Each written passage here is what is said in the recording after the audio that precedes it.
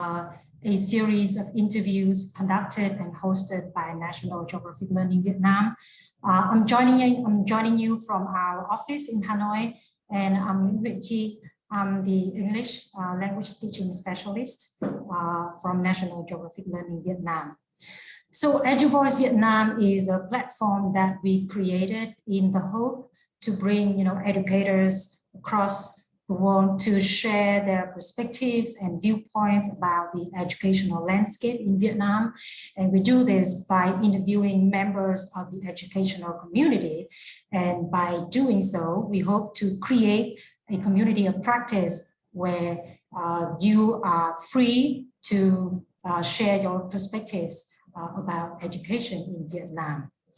So before we get into today's topic, which is mediation, I would like to first of all send my sincere thanks to all of you for making your time to join our talk show today. And also I would like to thank my entire National Geographic Learning Vietnam colleague, our regional marketing team, for helping to make this happen. And also I would like to thank my colleague Andy, who will help me to moderate the chat box today, who will try our best to respond to your comments and questions. And if we run out of time, we can always follow up on emails or Facebook.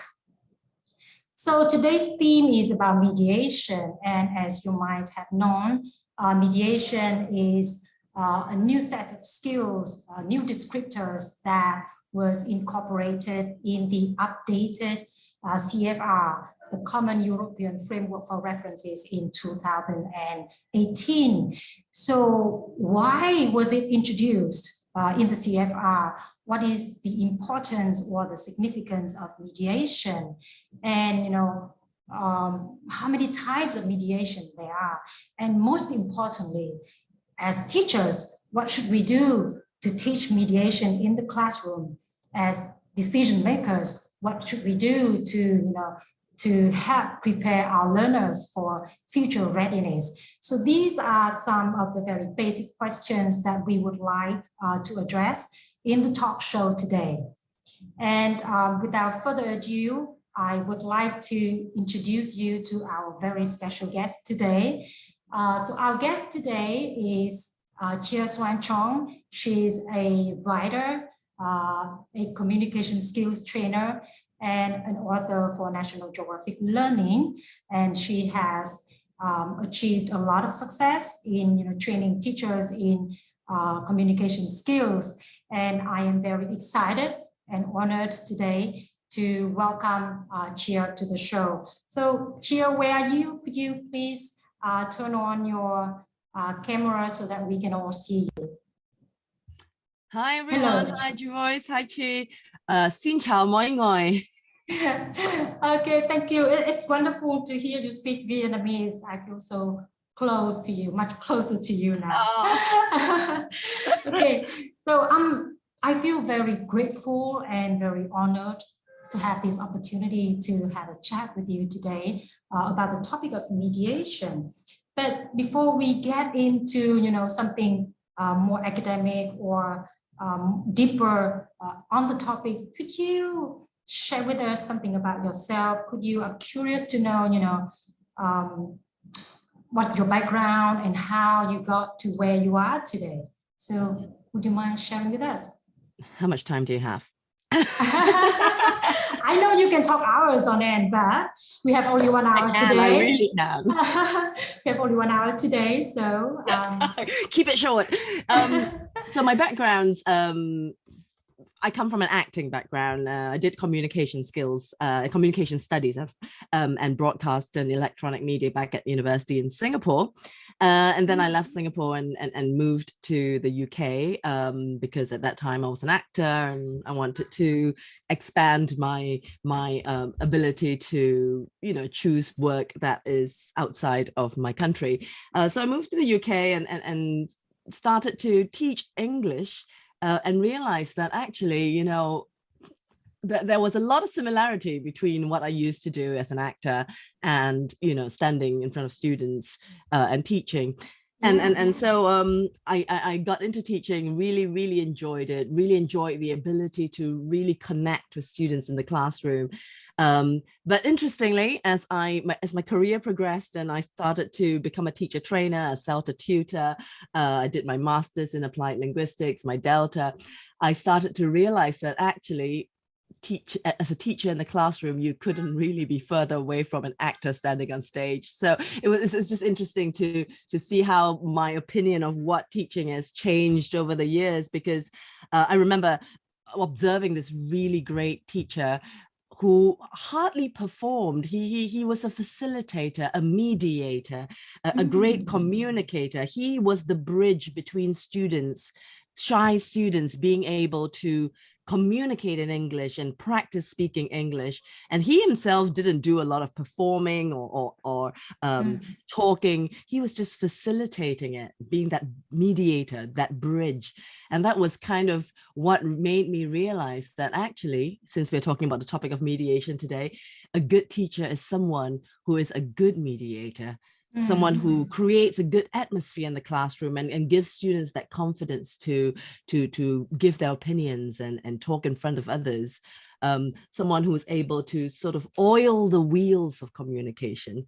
And that fascinated me, which is kind of why I think that English language teaching and mediation and communication skills, they all go hand in hand. Yeah, and acting as well. I can see that you are a great actress. I think a teacher and an actress have something very similar. That is, both of you will be in the spotlight, right? But maybe when you are a teacher, you need to take a step back. You know, while you are an actress, you need to show everything that you have. But being a teacher, you need to help the students shine. So I think that's the similarity and the difference between being an actor or actress and being a teacher. Interesting. I didn't know about that. Thank you for sharing a wonderful fact about you. So I'm curious.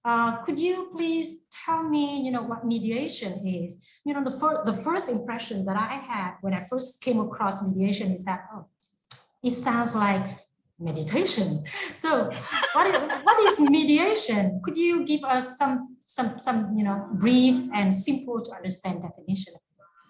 Right. So first of all, mediation is not meditation. You're not the first person to say this. I've heard other teachers say to me, is that like closing your eyes and trying to think of nothing? No. Mediation, as I said, is about being a bridge of communication. I tell you what, I'm gonna share my screen and give I'll give you the theoretical definition first, and then we'll make it, easy make it simple. Yeah. Yes, exactly.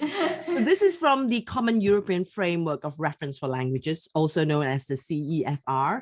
And we know that CEFR has a whole list of descriptors of can-do statements, what students should be able to do or can do in order to consider themselves intermediate or upper intermediate, etc., etc. And in 2018, the CEFR came up with a whole new mode. So instead of just talking about reading, speaking, writing, listening, they started to look at reading and listening as reception, speaking and writing as production. They also looked at interaction, and then they said we need another mode, not just reception, production, and interaction. We also need to look at mediation. And this was in 2018, but actually mediation was talked about in the CEFR documents for much longer than that. Back in the early 2000s, the CEFR was already mentioning the idea of the importance of mediation. But in 2018, there were concrete descriptors of what mediation means. So this is and sorry to interrupt you. And why is that? So why did they make mediation much more explicit compared to the previous version of the CEFR? I think we are realizing, and the CEFR is also realizing, that when we talk about how good someone is at speaking a language, for example, you want to say someone is very good at English. what does that actually mean? And traditionally we said, oh, they can write very well, their grammar is very good, their listening is very good, they can read English books, for example. But I think CFR and all of us are realizing that, you know, a good communicator is not just someone who can read well or do good grammar. All these different skills interact with each other. When we're in an interaction, when we're in a conversation with each other, we're not just only listening or only speaking or only focusing on grammar. We are doing all those things. I'm listening to you, I'm thinking, I'm responding. And while I'm responding, I'm also, you know, getting a feel of your reactions to what I'm saying. All those things are playing together and interacting with each other. And our students need to be able to do those things. If you think about communicative competence, we've been talking about Heim's definition of communicative competence. What makes a student communicatively competent? Now, since Heim's, we've expanded on the definition of communicative competence, and we also, aside from linguistic competence, which is grammar, lexis, you know, we should also be looking at strategic competence. That's how we get our point across in a conversation, whether we have those communication strategies to make our point clear, to ask people for their opinions, etc., etc.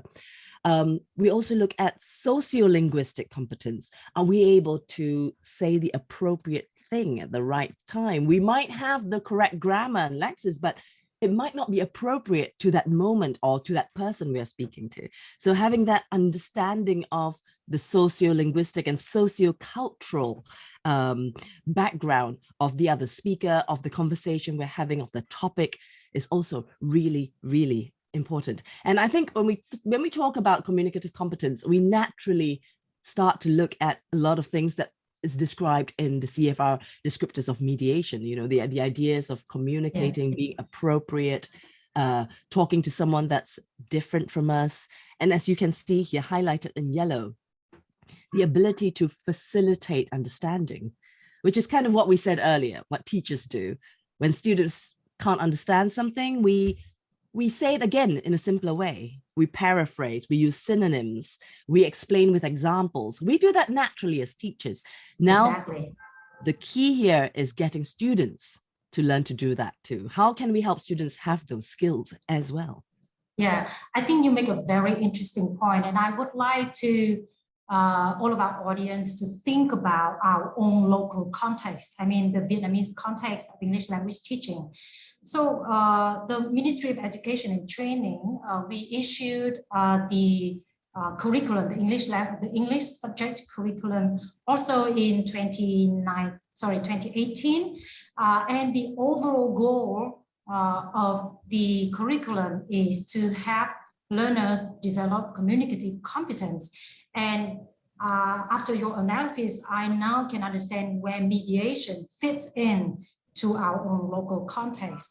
You know, I think every now and then we need to stop and take a look back and revisit the concept of communicative competence, like you said, and that develops over time.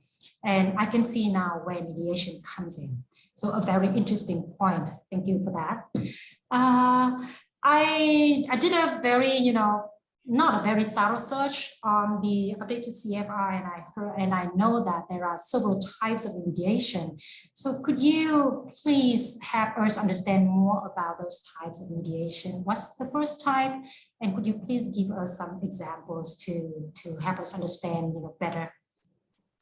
So let's go back to that analogy of the bridge, right? So a good mediator is a bridge, they are able to be a bridge between two things or two people. So the first type of mediation is known as mediating texts. Here we are a bridge between a text and a person. So if you imagine you're a bridge, on one end of the bridge is maybe a listening text or a reading text. And on the other end of the bridge is somebody who wants you to help them understand this listening or reading text.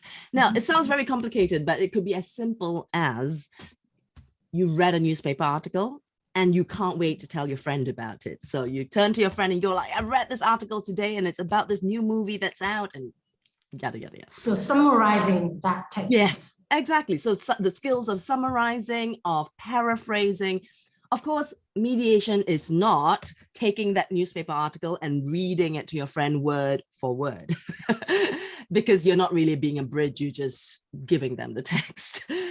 So you're summarizing, you're pulling out the key points. You might even offer your own opinions about that article. So, oh, you know, this article is about this new movie that's out. I've seen the movie and this is my opinion about it. So it might not be a newspaper article. It could be that you heard a conversation, right? I might say, Chi, I heard someone talking about you the other day. You know what they said? They said, da, da, da, da, da, da.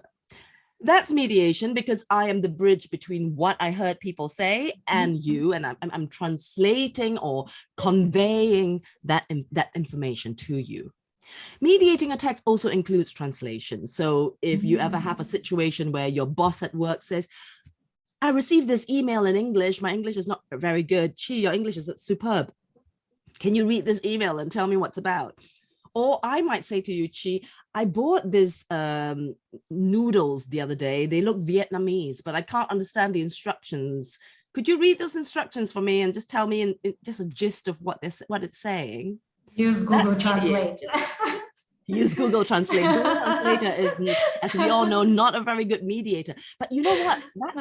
That is actually, you've hit the nail on the head there. Why is Google Translate not a very good mediator? Because all they're doing is translating word for word. They're not fully understanding the socio-linguistic environment. They're not fully understanding the person they're speaking to. For example, if you say, for example, are translating an email for your boss, and you notice that this email is actually spam, it's just rubbish. Your boss doesn't really need to know every single detail in that email because it's a rubbish email, right? So you might not say, okay, I'm going to translate word for word. You use your knowledge of the world and your knowledge of your boss, and you say, actually, you don't really need to know this. This is for your bin. Google Translate can't do that, because Google Translate doesn't have that knowledge of the world, of your boss. And so that's what a good mediator is. They are able to not just translate or convey the information or summarize, but they're also able to use the information they know about the person they're talking to, and the knowledge of the world, their experience of life, and put that all into how they communicate. So that's the first one, right? Mediating a text. And that's quite easy for us teachers to incorporate, I think. I think so. I think a lot of people in the audience today are teachers, and I think they will be very interested to know, how they can help teach students mediating text. So could you quickly just give some, common or some easy to use activities for teachers? Absolutely. So some of these you probably already do. Say, for example, summarizing a text. We often do that, don't we? We say, read this article, summarize it for your partner.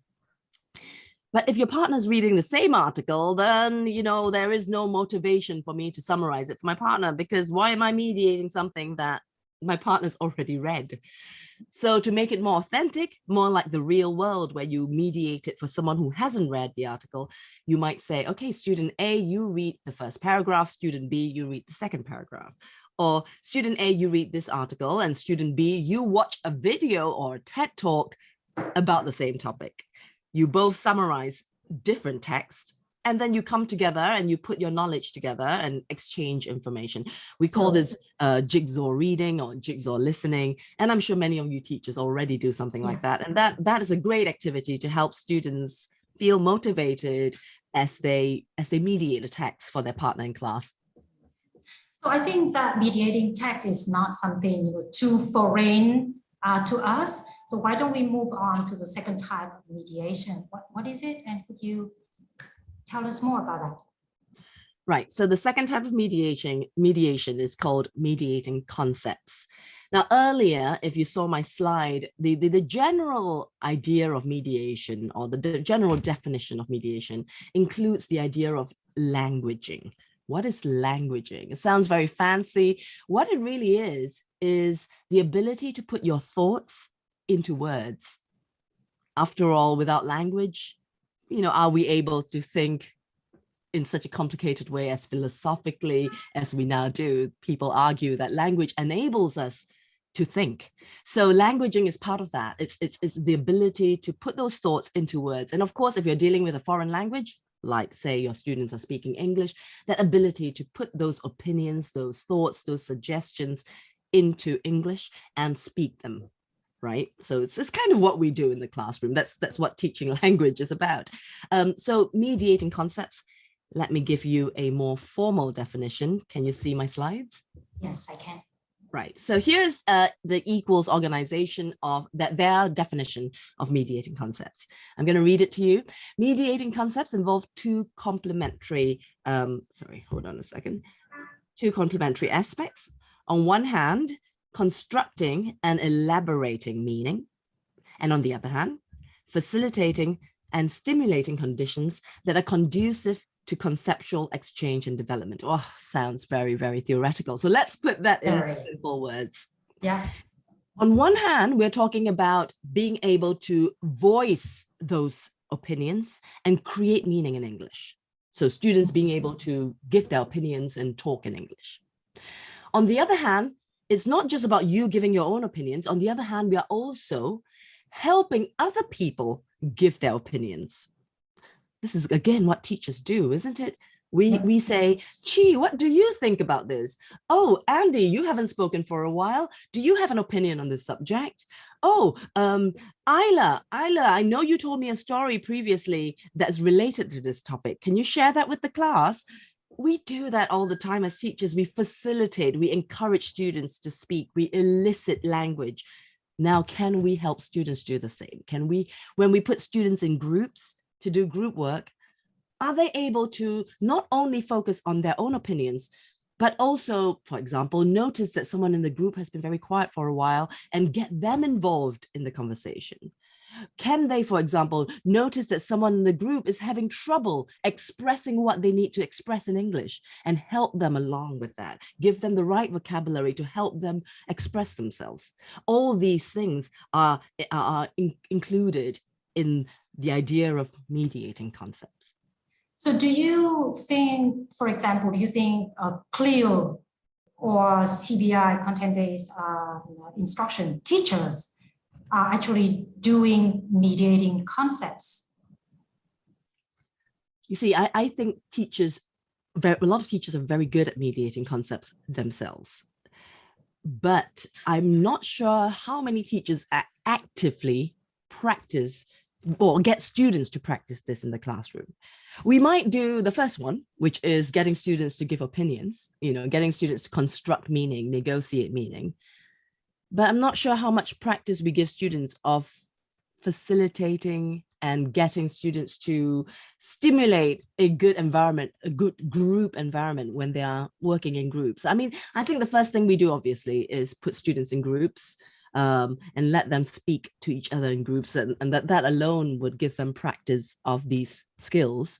But is that enough? Do we need to do something more explicit? Do we need to give them clear instructions or strategies or tools to help them do this better? What do you think? Yeah, I think mediating concepts is more difficult than mediating text, because this involves constructions of meanings and concepts. So it may require the teachers to do a lot more work in terms of helping students to be able to develop those mediating skills. So do you have any suggestions for teachers to come up with activities that they can use in the classroom to build this skill? I think the first step, to be honest, the very first step is to just shine the spotlight on a slightly different thing in the classroom. So for example, if you put students in groups or in pairs and they're doing some kind of speaking activity, right?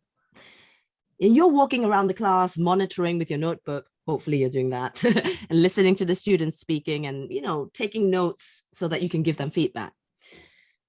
Many of us might focus on their grammar mistakes. For example, okay, you've said this wrongly. Let's give you some feedback. How can you say it better? We might focus on their lexis, the vocabulary issues. We might focus even on their pronunciation. But how about also focusing on the way they are mediating concepts and the way they're mediating communication? It could be something as simple as saying, hey, Chi, I noticed that earlier when you were talking in a group, you really helped your friend Andy speak up. I know Andy was a bit shy, and Chi, you really helped him along. You got him to give his opinions, and you noticed that he wasn't speaking as much, and you really helped him to open up and speak up. And that was amazing what you did, Chi. To just give some praise when someone does it very well, when someone mediates concepts really well, when someone encourages their group mates to speak up more. Or perhaps we might turn around and say, Nia, I noticed that your group members were really, they didn't really agree. They were disagreeing about a topic, but you managed to keep that atmosphere really positive and ensure that nobody was, shouting at each other. You managed that situation really, really well. So well done. So in your example just now, you briefly mentioned mediating communication. I'm curious about that. Is that a third type of mediation? And could you, help us understand more about that?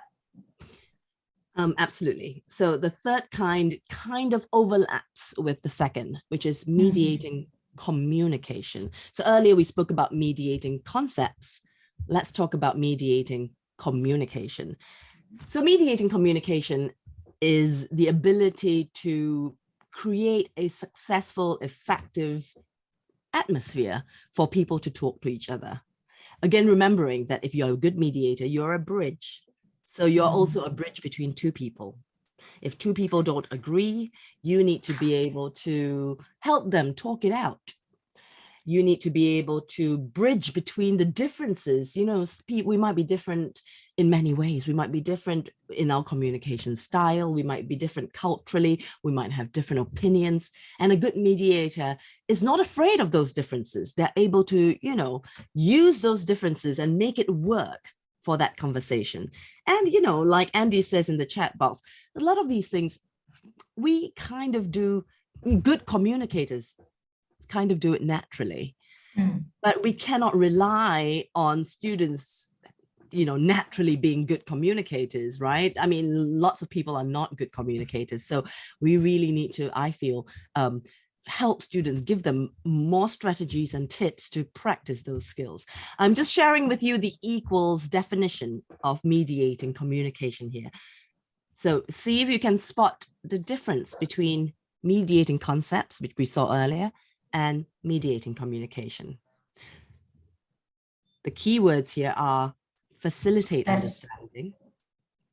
So again, a good teacher does that. If you are trying to explain a grammar concept and students look at you like they don't understand, what do you do as a good teacher?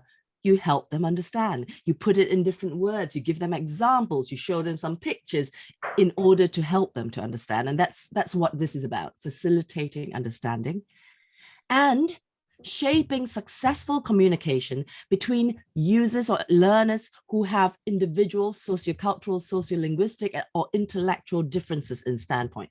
Sounds very complicated, but it could be something as simple as maybe Chi and I are talking about Vietnamese food, and we love Vietnamese food, and we're really passionate. We're talking about different dishes, and Andy's in the conversation, and Andy has no clue what we're talking about. He's never had Vietnamese food. He doesn't know the difference between Vietnamese food and Japanese food. So Chi, being the good communicator and the good mediator, turns to Andy and says, Andy, Chia and I are just talking about Vietnamese spring rolls, and they're a little bit different from the other kind of spring rolls, the Chinese spring rolls, because, and etc. So Chi fills Andy in and brings him into the conversation because she knows that Andy doesn't have the same background knowledge as Chi and myself, right? And that is about shaping successful communication. And creating this positive atmosphere so that Andy walks away from that conversation feeling good, feeling included, feeling like he was part of the interaction and not just, left on the side wondering what spring rolls are. Yeah, so could you I understand better now what mediating communication is, but could you give us some examples or some personal experiences where you think mediation is critical in helping to shape the successful communication? Or you can give us some examples where you think communication broke down because of the lack of mediation. I can do better than that. I can show you an activity that I use with students that includes what you just said. Great. So let's see. Can you see this slide? Yeah. Right. So here's a little story, as you say, an example about communication that has gone wrong a little bit. Let me read it to you. Natalia has been meeting up with Killian every week to practice chatting in English. She finds it easy to understand Killian's English and really enjoys their conversation. She told him that she would love to know more people she could speak English with. So one day, Killian introduced her to his English friends. Natalia was very excited, but she soon started feeling lost during those conversations. When they were speaking about the television programs they watched and the snacks they ate when they were children, Natalia found it hard to follow what they were saying. She became less confident about her English and became very quiet during these conversations. What do you think was happening here? What do you think Natalia was feeling? What do you think was going through Natalia's mind? I think I've been there. Yes. I think so. I'm reflecting on my, early years of being a student of English. So I often, went to an English-speaking club, and one day there were a group of foreigners coming in to visit, and they spoke the kind of English that I couldn't understand, and I felt somewhat similar to Natalia here in this conversation. I felt overwhelmed with, how much English I was exposed to, and I couldn't respond or, engage in the conversation. So I think maybe in this case, that's what Natalia felt. Is that the problem? Yeah, I think you're absolutely right. And it's thanks for sharing, because I would hope to think that this is a very relatable story, a very relatable situation. Hang Yuan has just written in the chat field saying that Natalia may feel that she's not good enough. And you're absolutely right. It feels to me like Natalia is blaming herself a little bit, that, it's my English, it's my vocabulary. If only I had more grammar, if only I had more vocabulary, I would be okay. But is that really the situation though? Is it Natalia's English level and ability to use the right grammar that's causing this problem? If you care to share with us in the chat field what you think about the situation, looks like some people are already doing that. Jazza says, Natalia felt that she's out of context. Okay, so she doesn't really understand what's going on, I assume, yeah. Ed says, Killian, oh, that's interesting. Killian might have graded his language when he's talking one-on-one, but when they're in a group situation, they are not, they're not purposely grading their language. They're just talking naturally. And that might be an issue as well. That might be new to Natalia. And that can be quite scary when you're in a group situation and everyone is speaking and you're kind of confused. You don't know what's going on. Yes. She might lack communicative strategies. Thank you for that. And that's where I think we teachers can help. We can give them those communicative strategies and let them practice those strategies in the safety of a classroom so that they're prepared when they really encounter these situations in real life outside the classroom. And Chi, you said that it could be also cultural differences. You're all right here. Now, what I've just shown you here is a story about Natalia and Killian, and these types of stories are known as critical incidents. The use of the critical incident technique was founded in the area of psychology. So, people used it to study the psychology of different people. But very soon, this technique was started to be used by intercultural trainers. So people who are experts in intercultural communication, intercultural skills. And we use critical incidents like these ones to help students or clients put themselves in the position, in the shoes of different people. So in this case, I could say to students, how do you think Natalia might be feeling? How do you think Killian might be feeling? What advice would you give Natalia? What advice would you give Killian? And of course, the most important question we often ask when using these types of critical incidents is, what would you do if you were Natalia? What would you do if you were Killian? In this way, students are able to unpack and discuss the story, discuss the scenario, but still feel safe because it's a hypothetical situation. It's not outside the classroom. They're still doing it in pairs, in groups. And what I love about using these types of critical incidents is students inevitably start to say things like, I've been in that situation myself, or I know a friend, I have a friend who was exactly like this. And they start to bring in personal stories and they start to share, if they want to, of course, and they personalize these situations because the situations themselves are very, very relatable.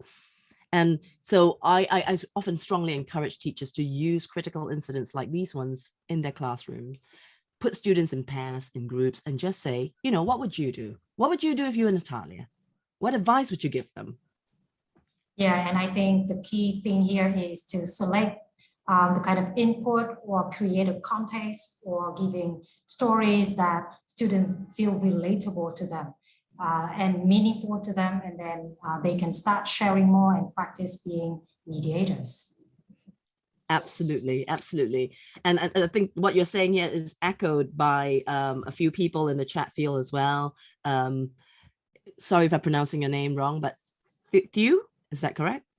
Hugh, right? Yeah. He says that mediation might be a skill that both sides need. And you're absolutely right. This is exactly why we're talking about mediation here today, because Killian and his friends could have recognized that, oh, Natalia is not very included in this conversation. Maybe we should, try and include her more, make her feel a bit better. Maybe she's feeling not just, there's not just the English, it's also new people. It's always hard, isn't it? You're the new person in a big group. Everyone knows each other. Everyone has a relationship, a history with each other. And you are the person who's kind of feeling a bit lost. You don't know what's going on. They're talking about topics that you know nothing about. So yes, Killian and his friends could have tried to include her a bit more. And she also could have spoken up perhaps and used certain communication strategies to get herself into that conversation more. Perhaps by saying, oh, what's that TV program you're talking about?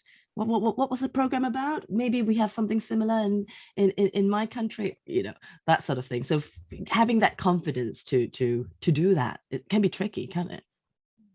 So do you think in this story, the problem could be in the intercultural skills that the people in the conversation are facing or having some problems with?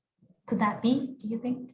I think that's definitely, I think it's all part of it, the Killian and his friends are talking about TV programs that they watched and snacks that they ate when they're children, forgetting that knowledge is not something that Natalia has, because Natalia didn't grow up in the same place, didn't watch the same TV programs, didn't eat the same snacks.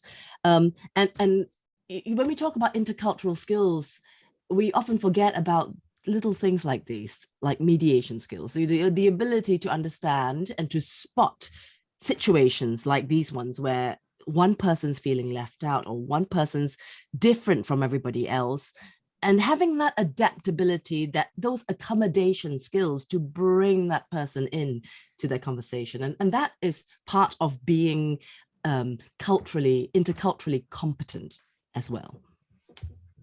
Thank you very much. I think all of us here are teachers, most of us here are teachers, and I think they are very interested in, getting to know how they can help teach what I think is the most difficult type of mediation, that is mediating communications. Do you think it's too much to ask teachers to teach, mediating communications? Because based on my personal observation, correct me if I'm wrong, I don't think there are many programs out there that helps teachers teach mediating communications. At most, maybe what we have ready is, mediating text, summarizing the text, or, paraphrasing or something like that we can find. Or, we can find mediating concept activities in content-based instruction programs. But what about, mediating communications? Do you have, as an expert, do you have any tips or any advice for us? You are so right. It blows my mind to just think that communication mediation is so much part of what we do. What are we doing as English teachers? We are here to help our students become better communicators. We are here to help our students go out there into the real world and use English as this wonderful tool they have in their toolbox to speak to anyone, not just people from England or America, but anyone from across the world, and use English as that common language, that common tool that they share with their conversation partner. Knowing that, how come is it that teaching communication skills and intercultural skills is not part of what we naturally do? And of course, when I say that to teachers, some teachers start to say, oh, but I've never done it before. I've done the present perfect and I've done lexical lists, but I've never taught communication skills or intercultural skills. So how can you expect me to suddenly be an expert in that? Well, we don't expect teachers to be experts in those areas. In the same way that if you are helping students read an article about, I don't know, quirky homes around the world, or if you're getting students to listen to two people talking about how to keep fit, you don't need to be an expert in how to keep fit or quirky homes around the world, but yet we still use those topics in our English lessons, don't we? We get students to do group projects like design your ideal school, or what 5 things would you bring if you were trapped in a desert island? We're not experts in designing schools or being trapped in desert islands, but we use those topics as vehicles to help students learn English and communicate about a topic. We can do exactly that with critical incidents, with communication skills. We can give students a story like the story you just saw about Natalia and Killian, and you can get students to talk about it, because just by talking about it and discussing it, students become more aware of what's happening when we communicate with people. They become more aware of the skills that are needed. They become more aware of their own assumptions, their own communication styles, and how that might be different from others. And I've just finished writing, and we've just launched a new series called Voices with National Geographic Learning. And the thing that I'm super excited about is that in every unit, there is a 2-page lesson about communication skills, intercultural skills, mediation skills that are really easy for teachers to use. So teachers don't need to be experts. They just need to go. Step 1, according to this page, is put students in pairs and ask them these 3 questions. Okay, great. Step 2, here's a story about Natalia and Killian. Put students in pairs and get them to talk about these stories. Tell each other what advice they might give Natalia and Killian. Step 3, play the video. The video is going to give students a bit more information about strategies or skills that they can use, things that they can be aware of. And then put students in groups and give them a chance to role play some of these critical incidents. So yeah, I saw the slides. Yeah, could you share with us more about this role play activity? So Amir, very nice. Amir said role plays just as I'm about to show role plays. I did not pay Amir to say that. So Thank you, Amir. Thank you, Amir, for mediating my thoughts so well in the chat box. Okay, so here we have an activity that follows earlier what you saw. So you saw a critical incident with Natalia and Killian, and after that, students would have watched a video and they would have discussed some of these important communication skills. And then near the end of this lesson, we give students a chance to role play the same situation. So here, because the topic of this lesson is about communicating in groups and participating in group conversations, you know, we saw with the Natalia situation that it can be really hard to participate in a group conversation, especially when everyone's speaking quickly in a language that is not your first language. It can be scary. So here are some situations that we get students to role play. Number one, everyone is talking about a popular place in town that they all know. You are the only person who doesn't know what they're talking about. So in groups of 3 or 4, for example, we get students to play the situation out, and they could take turns being you in that situation. By this point, students would have already watched the video. They have a list of communication strategies and skills, like top tips, and some useful language that they can use to deal with these situations. And they play this out. If you look at number 3, that's a little bit different here. Everyone is talking about the people in their family, except one quiet member of your group. You notice this and you try to include that person. So here the tables are turned. You're not the quiet one. You're not the insecure one. There's somebody else in the group that's being very quiet. How can you be the good mediator? How can you include them? How can you try and elicit opinions or conversation from this person? As you can see, these role plays are simple. We're not asking students to perform. You know, some students really don't like role playing.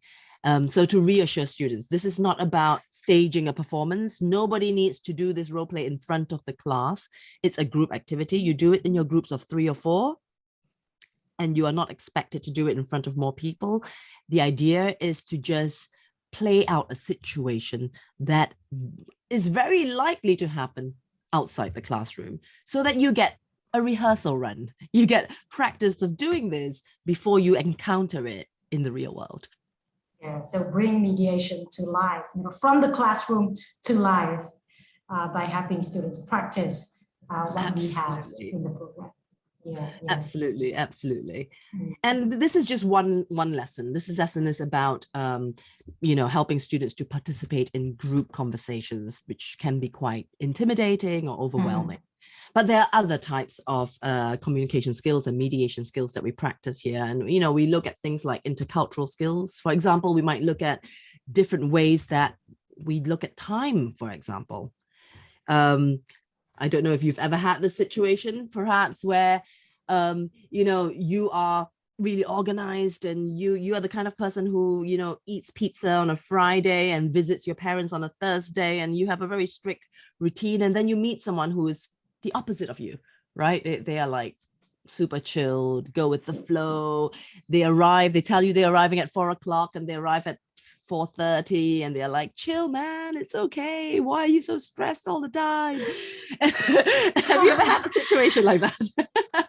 I'm laughing here because that's exactly what happened to me once, and I will never ever forget about this incident. And if you don't mind, I would like to quickly share with you and please. My friends and colleagues here in Eduvoice Vietnam today. So I have a friend. Her name is Phượng.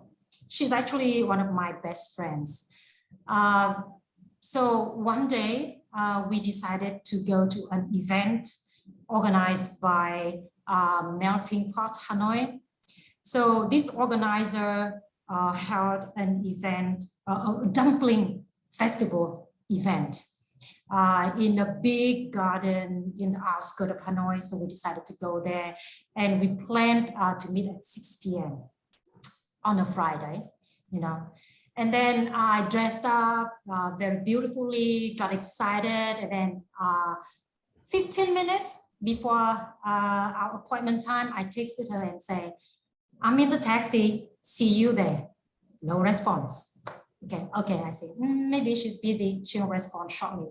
So I arrived at the venue on time, but she wasn't there. I said, okay, because actually my friend is kind of often always like 10 to 15 minutes late to meetings.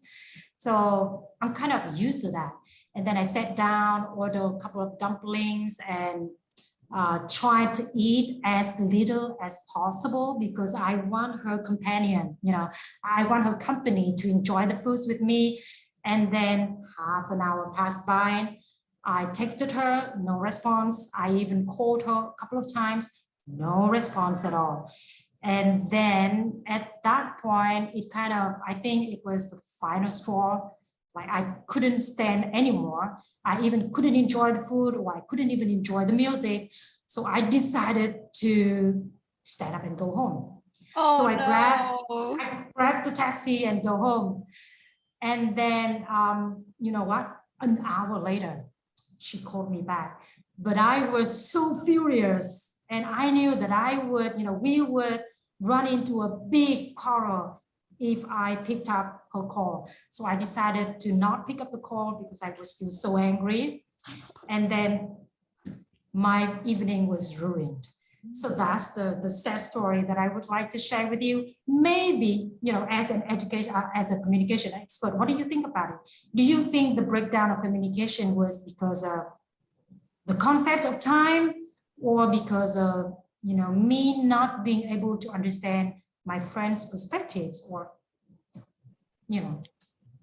I think there are a couple of things at play here. There's clearly from the history of your relationship, you can already tell, like you said, there are two different ways of looking at time. You have a different, you might say it's a personality thing. Some people say it's a cultural thing. It could be both. And you just have different styles of being. And in this particular, in this particular situation, we're looking at just time, how we treat time, how organized we are, how punctual we are. And I think the key thing to notice here is that when people are different from us, is we tend to jump to conclusions and we tend to make a judgment. Now that judgment might be right or wrong, but that's not the point. We tend to make judgments. So if I'm always on time and someone is constantly late, I might say things like, oh, they're so rude, they're so disrespectful, they don't respect my time. It's frustrating. They do things the way they want to do it. They're not respecting me. And of course, the other person, if we put ourselves in the other person's shoes, they might say, oh, that person is always so stressed, so uptight, they need to take life a bit more, take it easy a bit more, chill out a bit more, they're going to make themselves ill if they continue to be so stressed all the time. So everyone has their own perspective. And I think the key is the ability to take a step back from your own expectations, your own style of communication, and just kind of go, hang on a minute, why are they behaving that way? What is driving that behavior? What attitudes, what values, what beliefs do they hold that makes them behave in that way? Do any of those beliefs, attitudes, values align with my own? Is there anything that I can relate to? But of course, a key thing here in your situation is having that conversation with your friend. It's a difficult conversation. And that's the other thing. We look at so many course books that do not cover this really important topic of how to have difficult conversations. And again, in Voices, we do that. We have units in different levels that address how to have these difficult conversations. So I'm going to put this back to you, Chi. Did you have that difficult conversation with your friend? Did you eventually ask her, why did you not turn up for that dumpling festival? No. Did you find out why though? Weeks later, because I was so upset with her, I broke down the communication. I stopped communicating with her. But weeks later, she did explain to me that she got into an emergency situation with her son. I then blamed myself for not being patient enough. But actually, at that time, all I was thinking is that I was giving her all of my patience already. She was like half an hour late, and she has always been late for our appointments. And that's the final straw. But then, what you've just analyzed really helped me a lot. Maybe, tomorrow I will ask her out for a drink and, ask her questions and try to find like her values and her beliefs and her perceptions of time, what drives her to, always be 5 or 10 or 15 minutes late, see if I can understand her perspectives. And maybe, next time we have an appointment, maybe if I want to meet her at 6, maybe I will ask her to meet at 5:30. And then, lower my expectation. Yes. She will appear, she will show up at 6. Yeah, I'm sorry to hear that. It was because she had an emergency with her child. And I think that's another example of how we jump to conclusions, right? We say, oh, they're so disrespectful. And then later you find out, oh my goodness, she was late because she had to take her son to hospital. Maybe I shouldn't have jumped to that conclusion, right? Maybe we should have given them that benefit of the doubt. And that's something that we help students do as well with these lessons, is to help them to take a step back and consider what other interpretations might there be of the situation. Why do you think Killian was behaving that way? Why do you think Natalia was behaving that way? Let's just explore this story. And like you've just done, and hopefully everyone tuning in today can see this. You've shared a lovely personal story, and the if this were a lesson, it would be, one that had a lot of nice speaking activities, very personalized speaking tasks. And at the same time, we're talking about something that is really relatable, really applicable to real life. And we were preparing ourselves both mentally and also linguistically for those situations to arise in the future. And it doesn't have to be difficult to do. We can have these conversations in our classroom, and students can share their stories about their friends or choose not to if they want. And it doesn't have to be a difficult thing to carry out in the classroom to help students practice those very valuable skills. I've just put up a slide because we were talking about some activities and some lessons from Voices. I just wanted to show you the beautiful covers because they are so beautiful. But this is the new series from National Geographic called Voices. It's called Voices because it's about helping students find their voice in English, to help students be able to speak up in conversations, to help students be able to mediate group conversations, to mediate situations, have difficult conversations, have the right communication strategies to build relationships, build rapport, influence people, listen actively, maybe to friends who are telling them their problems. All these skills are covered in every single unit of Voices. And I'm super excited about it because, as we said, we don't often see this in English language teaching materials. And now we do. Yeah, thank you so much. I think an hour has passed by so fast. I think we are coming to the end of our session today. Thank you so much for joining us today and share wonderful perspectives and insights about, being a good communicator, being a good mediator. And the key takeaway that I have from what you've shared today is that actually we teachers are natural mediators in the classroom. We actually mediate all the time. And being a good mediator is the bridge. You keep referring to the bridge, putting yourself into the shoes of others and being the bridge to bring people together. And I think as teachers, we shouldn't, stop at teaching mediating text or mediating concepts, but we should, push our boundaries, go further into teaching mediating communications, because that will help prepare your learners for the future. And I think that's not just for teachers, but that's also something for, curriculum developers to think about, textbook developers, or decision makers, rectors, principals, head of English departments to think about, to include those new skills in their own curriculum and textbooks. So yeah, thank you very much for your time today. Before we stop, I would like to have some closing messages that I would like to share with you. To help you further advance your professional development, we have a series of professional development webinars coming up in March, where we invite international experts to talk about different topics for young learners and teens on academic English skills and content-based English. So please stay tuned on our Facebook for upcoming events. We also have global webinars where we invite international experts to talk about topics for different types of learners. So feel free to check out our website for the webinars that you feel interested in. And for those of you who would like to go back to watch our recording today, please feel free to visit our Eduvoice Vietnam website at nglasia.com/Eduvoice Vietnam.